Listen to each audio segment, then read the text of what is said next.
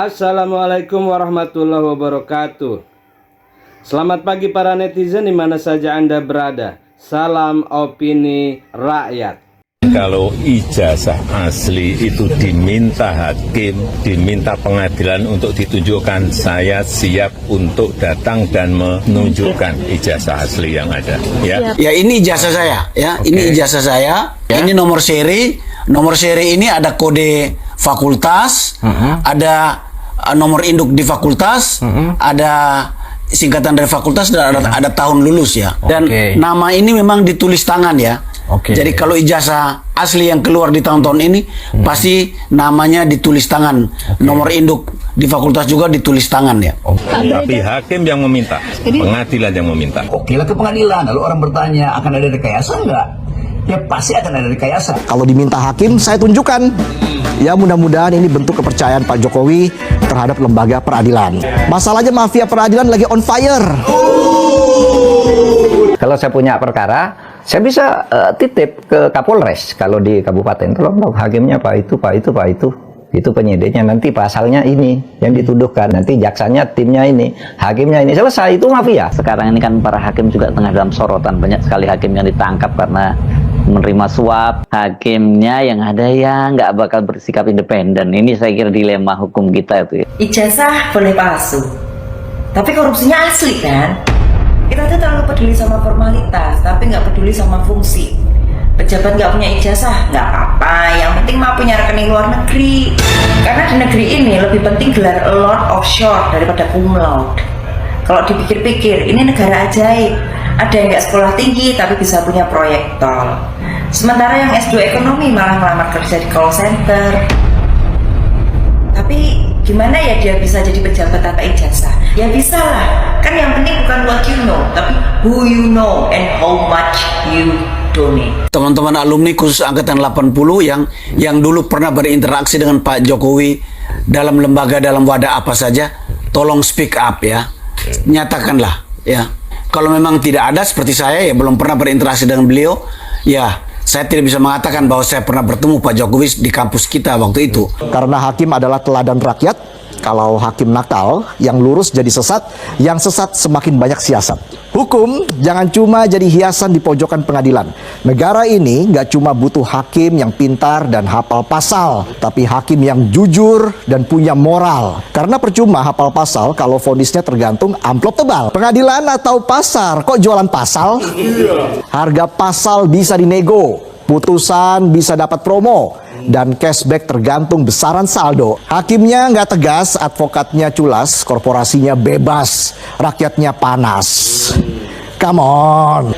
Jangan sampai putusan pengadilan kayak promo voucher pulsa. Mau melanggar tapi tetap bebas? Cukup ketik Rex spasi Pak Hakim spasi 60 miliar. Transfer sekarang juga. Keburu ketahuan. Pesanan hakim itu biasanya dipesan, Mas, orang yang berperkara. Saya minta hakim ini sudah dihubungi, ini sudah dikondisikan gitu. Lalu terbentuklah hakim yang sudah terkondisikan itu. Dulu ada orang yang membocorkan pola-pola seperti itu, di mana orang yang berperkara itu memesan hakim ke pengadilan, memesan penyidik ke polisi, memesan penuntut ke jaksa. Namanya Hakim Sahlan. Dia berbicara di depan forum internasional bahwa di Indonesia ada pola gitu. Habis itu dia pulang dipecat karena bercerita ini. Perkara itu dititip ke orang dalam, dipesan dulu hakimnya siapa besok. Kalau saya punya perkara, saya bisa titip ke Kapolres. Kalau di kabupaten, tolong dong hakimnya Pak itu penyidiknya, nanti pasalnya ini yang dituduhkan, nanti jaksanya timnya ini,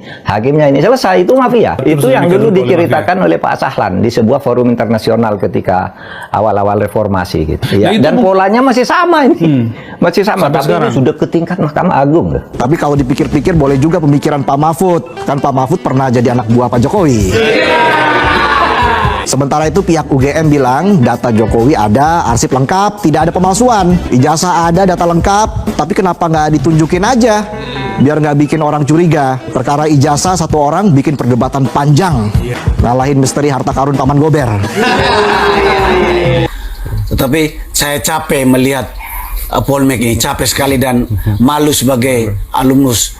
Kampus kita adalah kampus besar ya, kampus Pancasila, kampus besar ya. Jadi hentikanlah ini.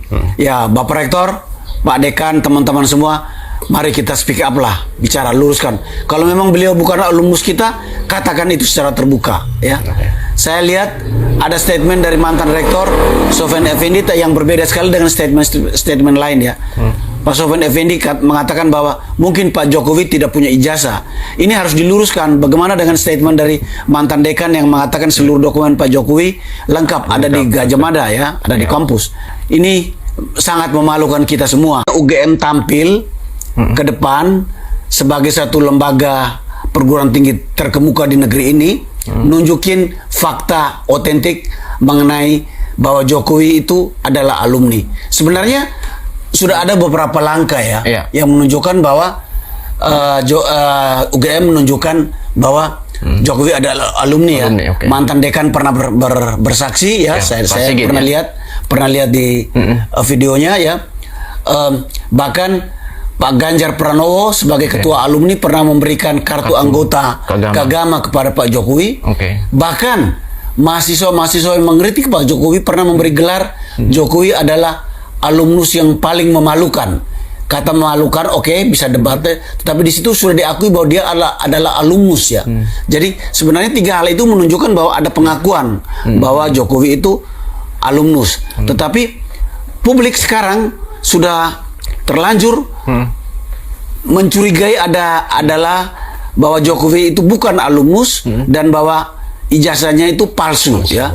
Nah, ini UGM sebaiknya tampil tegas menunjukkan mana fakta yang benar. Saya alumni UGM. Tahun berapa, Om? Tahun 1980 saya masuk. Berarti sama-sama dengan Pak Jokowi dong masuk? Iya. Satu angkatan? Ya, kelihatannya memang kalau dari keterangannya beliau masuk tahun 80, berarti kami memang satu angkatan. Ya. Jadi karena waktu itu masa kuliahnya tidak mungkin cepat 4 tahun apa 3,5 tahun, jadi kemungkinan yang paling cepat wisudanya setelah 5 tahun, ya, tahun 85 mestinya wisudanya. Saya dengar Pak Jokowi wisuda tahun 85, ya. 85.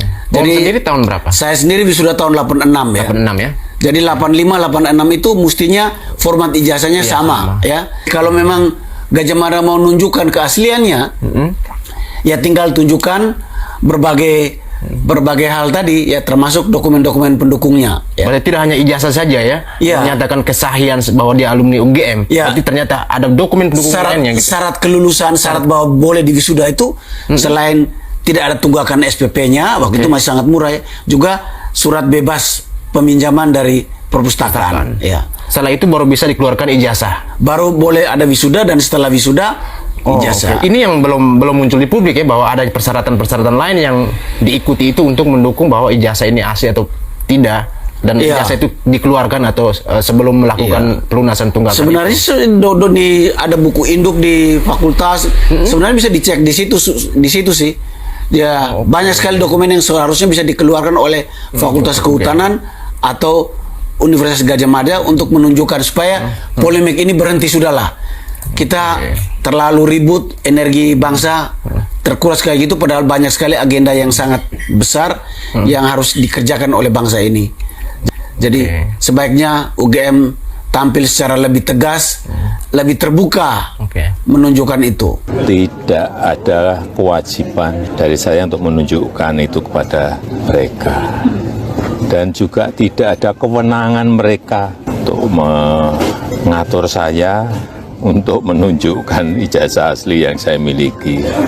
Jadi sudah sangat jelas, di UGM juga sudah memberikan penjelasan yang gamblang dan jelas. Demikian saudara, apa pendapat Anda silahkan ditulis di kolom komentar. Terima kasih telah menyaksikan video ini sampai selesai. Salam hormat. Wassalamualaikum warahmatullahi wabarakatuh.